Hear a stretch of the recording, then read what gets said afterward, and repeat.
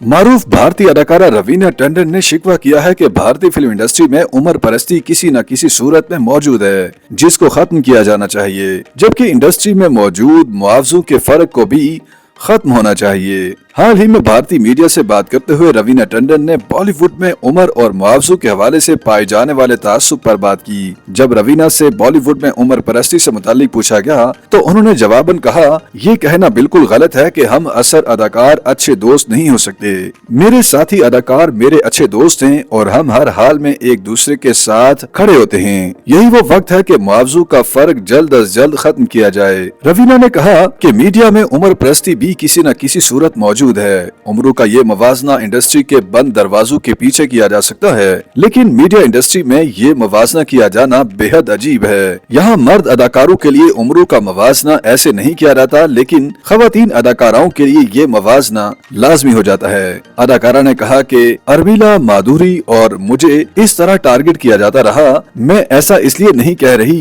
कि हम अपनी उम्र छुपा रहे हैं, इससे कोई फर्क नहीं पड़ता। मैं सिर्फ इतना कह सकती हूँ मुझसे कि आप मेरा हुनर नहीं छीन सकते। वाज़ेह रहे कि अदाकारा रवीना टंडन बहुत जल्द सिनेमा स्क्रीन पर अक्षय कुमार के साथ एंट्री देने वाली हैं। रवीना टंडन और अक्षय कुमार आखिरी मर्तबा 19 बरस पहले film police force an inside story में नजर आए थे। जराए ने इंडियन मीडिया को बताया कि रवीना और अक्षय कुमार फिल्म वेलकम 3 में जलवागर होंगे।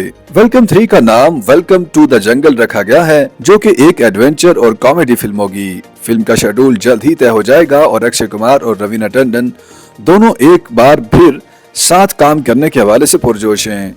रवीना टंडन और अक्षय कुमार का शुमार 1990 की दहाई की मारूफ तरीन जोड़ियों में होता है। दोनों ने 1994 में फिल्म मोहरा, 1996 में खिलाड़ियों का खिलाड़ी, 1997 में दावा, 1998 में बारूद और 1998 में ही फिल्म कीमत में भी एक साथ काम किया था।